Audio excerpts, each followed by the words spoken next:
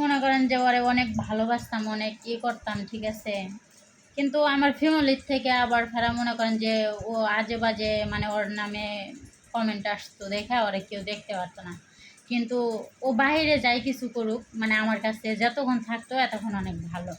মানে আগের যে হুজুর হাজবেন্ড ছিল উনি? হ্যাঁ হ্যাঁ। আচ্ছা। পরে মনে করেন যে আমি ওর ভালোবাসা অনেক মানে পাগল হয়ে গেছিলাম। পরে ওরে না দেখলে ভালো লাগে না। আর ও কাজ করতে গেলে দেখা যায় যে আমার চোখের আড়াল হয়, আমি দেখতে পারি না। সেক্ষেত্রে ওরে আমি ঘরে তালা দিয়ে রেখে মনে করেন সিগারেট বিড়ি যা লাগে আমি সব কিছু রুমের ভিতরে আয়না দিয়েছে, তারপরে অফিসে যাই। ও হুজুর কি কোনো মাদ্রাসায় করতো? হ্যাঁ, মাদ্রাসায় জব করতো। মাদ্রাসায় মনে করেন জব করতো, ওর যে ছাত্রীটারে ভালো লাগতো এটার লগে মনে করেন অঘটন ঘটাইতো। তার মানে যারা স্টুডেন্ট ছিল তারা কেউই তার কাছে নিরাপদ ছিল না? না, ছিল মানে ওই মেয়েরাও একটু আশ্রয় দিছে, ওইও মনে করেন সুযোগটা কাজে লাগাইছে। বুঝছি, মানে যার কাছে ভালো হ্যাঁ, লাগতো। এরকম করে তো মনে করেন যে 8টা বিয়ে করলো।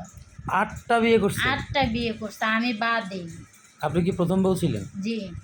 আচ্ছা, প্রথম বউ থাকার পরে সে 8টা বিয়ে করলো? হ্যাঁ, আচ্ছা, আমরা তো জানি যে কিন্তু আমরা। ও সব জায়গায় অস্বীকার যায়, ওর কোনো বউ নাই, ওর কোনো বাচ্চা নাই। ও কখনো আমার ছেলের সাথেও কথা বলে না কোনো দিন। আজকে আমার ছেলের 5 বছর রানিং চলতেছে, ওই বলতে পারবে না যে কোনোদিন আমার ছেলের সাথে কথা বলছি, কিংবা ও নিজ ক্ষমতায় একটা টাকা ইনকাম করে আমার ছেলের একটা মিল্ক ক্যান্ডি কিনে দিচ্ছে। আপনার ছেলের বয়স কত? 5 বছর? 5 বছর রানিং চলতেছে, মাদ্রাসায় ভর্তি করে দিচ্ছে। ছেলে কোথায় থাকে?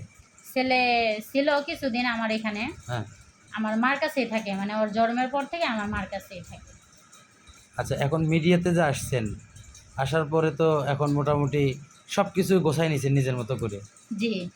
আগের হাজব্যান্ডের সঙ্গে ডিভোর্স হয়েছে কত বছর? তা তো হয়েছে 3 বছর 4 বছর। এর সঙ্গে ডিভোর্স হওয়ার পরে কি আরো যোগাযোগ করার চেষ্টা করছিল?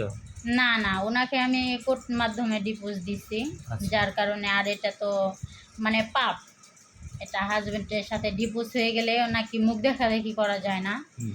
আর কথা বলাটা তো আরও দূরেই থাক, এটা তো আরও মানে মারাত্মক ধরনের পাপ। যার কারণে ওনার সাথে আমি যোগাযোগ করি না। কিন্তু উনি আমাকে অনেক ফোন দেয়, ওর বাপ মা আমারে ফোন দেয়, আমারে বলে মানুষের জীবনে ভুল হয়েই থাকে, যেহেতু একটা ছেলে আছে তুমি আবার আসো। ও আচ্ছা, মানে ওর ফ্যামিলির থেকে আপনাকে আবার নিতে চায়। হ্যাঁ। তো এর মধ্যে কি আপনার ওই হাজবেন্ড অর্থাৎ যে হুজুর, হুম। উনি কি কখনো চেষ্টা করছে আপনার সাথে? উনি তো মনে করেন প্রতিদিন ফোন দেয়, এক নাম্বারে এক নাম্বার দিয়ে ফোন দেয়। কথা বলেন আপনি? না, আমি কথা বলি না। আমি অচেনা নাম্বারে ফোন আগে মানে রিসিভ করতাম। এখন তো আমার এটা জানা হয়ে গেছে যে কে ফোন দেয়। এই কারণে আমি অপরিচিত নাম্বারে ফোন রিসিভ করি না। আর মূলত কথা, ওর কণ্ঠটা আমি পাইলেই মানে ফোনটা কেটে দেই। ওর সাথে আমি কথা বলি না। কি কারণে ও জেনে শুনে যদি পাপ করে, ওর সাথে সাথে আমিও পাপ করব?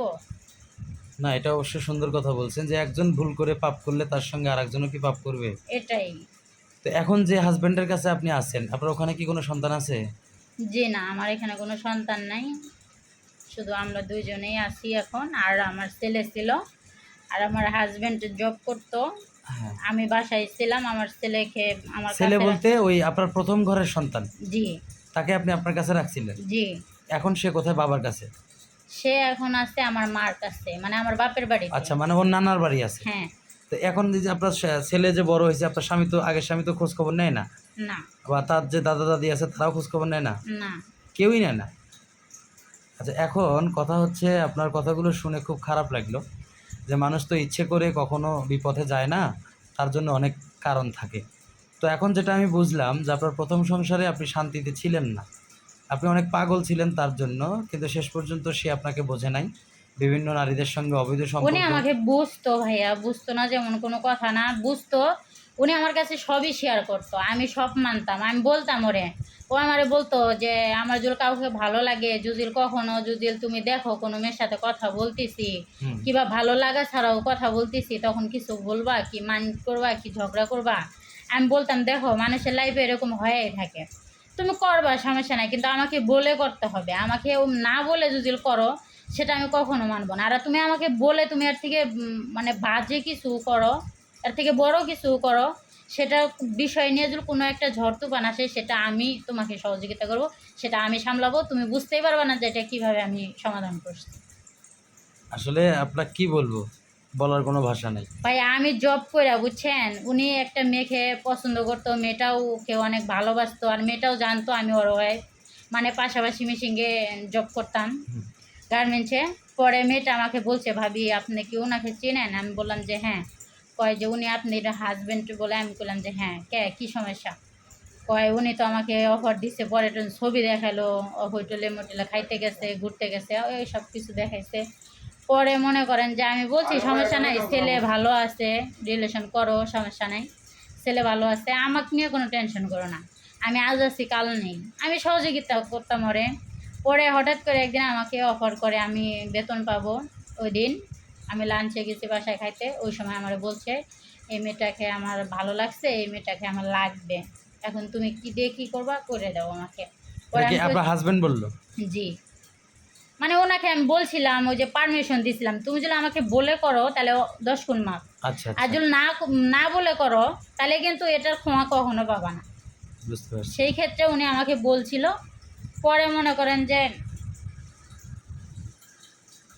হ্যাঁ বলেন। আমি স্যালারি পাইলাম যেদিন, এই দিন আমার লাঞ্চে আমি খাইতে গেছি। পরে আমারে বলতিছে, পরে আমি বললাম যে আচ্ছা যে কোনো বিনিময় যদি তুমি নিয়ে আসতে পারো, বুক করতে পারো, হুম। সেটা সহযোগিতা আমি করব, আমার কি হেল্প লাগবে সেটা আমাকে বলো। ও আমারে বলছিল অত টাকা লাগবে। পরে আমি স্যালারি পাইয়া ব্যাংক কার্ডটা ওনার কাছে দিছি, পাসওয়ার্ড তো উনি জানে। হুম। পরে টাকা উঠায় নিয়ে এসে ওই মেরে নিয়ে আসছে আমার বাসায়, আমার বান্ধবীর পরিচয় দিয়া আমাকে দিয়ে নিয়ে আসা হয়েছে। পরে আমি নিয়ে আসছি, পরে ওনারা দুজনে রুমে ছিল, আমি বাইরে পাহারা দিতাম। এতটুকু পরিমাণ ভালোবাসতাম শুধু এর মুখটা, মানে হাসি মুখটা, ফেসটা দেখার জন্য। এরকম করা অবস্থায়ও তারপরেও মনে করেন ডাকতে পারলাম না ধইরা, তারপরেও ছাইড়া দিতে হইলো, ছিটা গেল এরকম। আপনার কথাগুলো আর শুনবো না, কারণ আপনি যে কথাগুলো টান মারতেছেন না, তাহলে মানুষের প্রতি মানুষের বিশ্বাস ভালোবাসা কিছুই থাকবে না। আচ্ছা, আপনার গল্পগুলো আমরা পরে আবার শুনবো, ঠিক আছে? ওকে ভাইয়া, ভালো থাকবেন। ওকে।